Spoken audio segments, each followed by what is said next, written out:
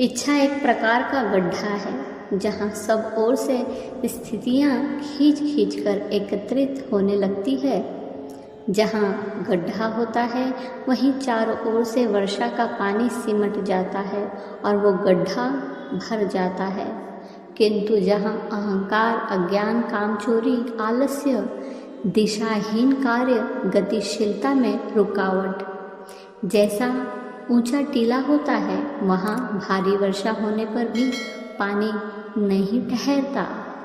इच्छा एक प्रकार की चुंबकीय शक्ति है जिसके आकर्षण से परिस्थितियाँ खींची चली आती है। मनुष्य जिस प्रकार की इच्छा करता है वैसे ही परिस्थिति उसके निकट एकत्रित होने लगती है।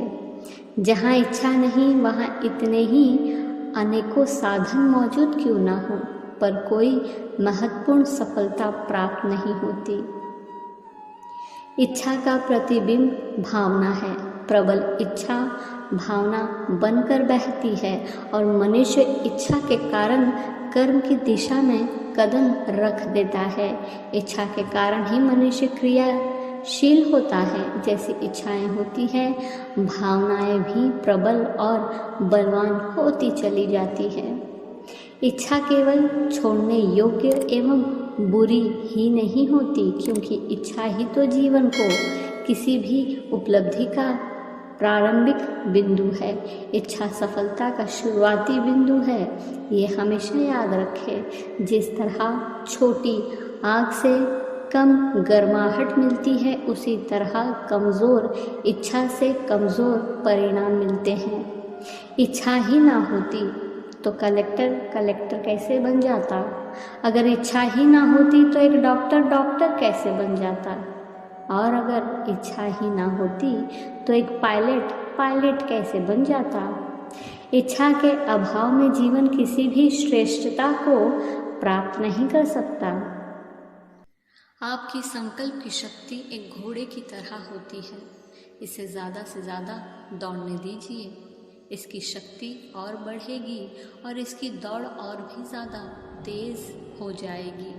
यह ज़्यादा दूरी तय कर पाएगी और अपनी मंजिल तक भी जल्दी पहुंच जाएगी।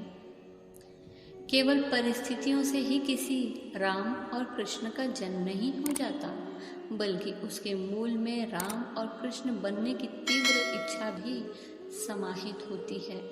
लेकिन यहाँ पर भी एक सावधानी अवश्य बरतनी चाहिए, और वो ये है कि इच्छा केवल राम को ही जन्म नहीं देती, कभी कभी रावण को भी जन्म दे देती है। और इच्छा केवल कृष्ण को ही जन्म नहीं देती, बल्कि कभी कभी किसी कंस को भी जन्म दे देती है, क्योंकि इच्छा पूरी हो जाने पर भी समाप्त नहीं होती। उदाहरण के लिए, भूख लगी है, प्यास लगी है, खाना खा लिया, पानी पी लिया, कुछ घंटे बाद पुनः भूख प्यास जागृत हो जाएंगी। ऐसा ही नींद, विश्राम, काम, वासना सक्रिय होने की कामनाओं बारे में सच है। थोड़े समय के लिए प्रतीत होता है कि इच्छा नहीं बची, वह केवल दब गई है, पुनः उभर आती है। ये तो एक दूर चक्र जैसा आजीवन चलता रहेगा। संसार में प्रत्येक प्राणी सुख की ही तलाश में है। वो चाहे पद हो, धन, प्रतिष्ठा या कुछ और भी हो, सबके मूल में सुख ही कामना है। दो तरह के लोग ही वास्तव में सुख का अनुभव कर सकते हैं। पहला जो वृत्त है, यहाँ वृत्तता का अर्थ सब कुछ छोड़कर जंगल में चले जाना नहीं है। वृत्तता का अर्थ है किसी से किसी भी प्रकार की अपेक्षा ना रखना। हमें कोई नहीं रुलाता, हमारी चाह हमें रुलाती है। हमें कोई परेशान नहीं करता, हम अपनी अशक्ति के कारण परेशान रहते हैं। जिस दिन अशक्ति का त्याग कर दिया, फिर कोई हमें दुखी नहीं कर सकता। आशा छोड़कर तो देखो सही एक बार, जिसके कारण आप दुखी हो रहे हो।